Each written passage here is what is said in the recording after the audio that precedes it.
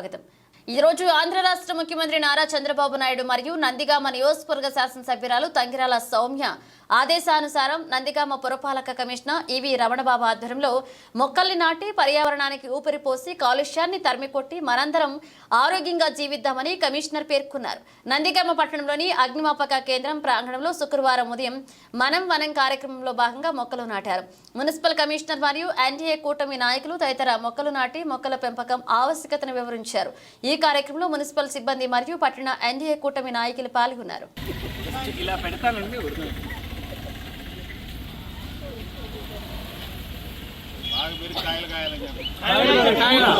సభ్యులు శ్రీమతి తంగిరాల సౌమ్య గారి ఆదేశాల మేరకు ఈరోజు ఈ కార్యక్రమాన్ని చేపట్టడం జరిగింది।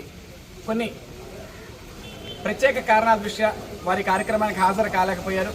వారి తరపున అందరం కూడా ఈ కార్యక్రమానికి హాజరై ఈ సందేశాన్ని ప్రజల్లోకి అందించి వారికి కావలసిన మొక్కలను కూడా మేము అందించేటట్లుగా మా వంతు ప్రయత్నం మేము చేస్తామని తెలియజేసుకుంటాను।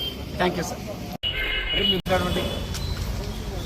పత్రికా విలేకరులకు, ఎలక్ట్రానిక్ మీడియా, ప్రింట్ మీడియా వారందరికీ ముందుగా నా హృదయపూర్వక నమస్కారాలు।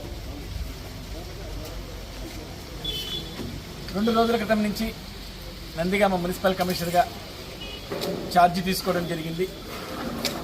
ఆంధ్రప్రదేశ్ రాష్ట్ర ప్రభుత్వం వారి ఉత్తర్వులను అనుసరించి ఈరోజు మన నందిగామ పట్టణంలో వన మహోత్సవ కార్యక్రమంలో భాగంగా ఫైర్ స్టేషన్ కార్యాలయ ఆవరణలో మన గౌరవ చైర్పర్సన్ గారు, కౌన్సిలర్లు, పట్టణ టీడీపీ పార్టీ అధ్యక్షులు, ఇతర ప్రజాప్రతినిధులు అందరితో కలిసి మా కార్యాలయ సిబ్బందితో కలిసి మొక్కలు నాటే కార్యక్రమం స్టార్ట్ చేశాము।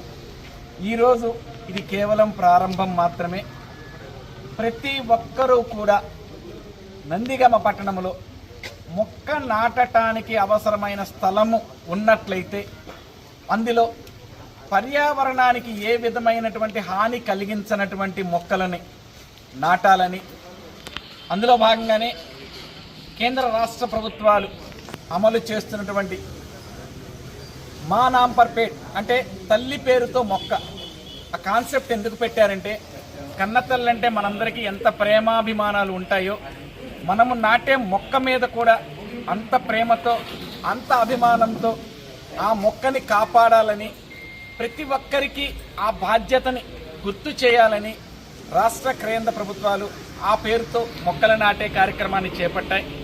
ఈ కార్యక్రమం అనేది కార్తీక మాసం చివరి వరకు ఏదైతే మనం మొక్కలను నాటడానికి అనుకూలంగా ఉన్న సమయం ఉంటుందో ఈ కాలమంతా నాటుతూనే ఉంటాము। ప్రతి ఒక్కరూ కూడా నందిగామ పట్టణ పరిధిలో ఉండే ప్రజలందరూ కూడా మొక్క నాటడానికి వీలైన స్థలము కనుక ఉన్నట్లయితే ప్రతి ఒక్కళ్ళు మొక్కలు నాటాలని, భవిష్యత్తులో నందిగామ పట్టణాన్ని క్లీన్ నందిగామ, గ్రీన్ నందిగామగా చూడాలని కోరుకుంటూ మీ అందరూ అలా సహకరిస్తారని కోరుకుంటూ సెలవు తీసుకున్నాను।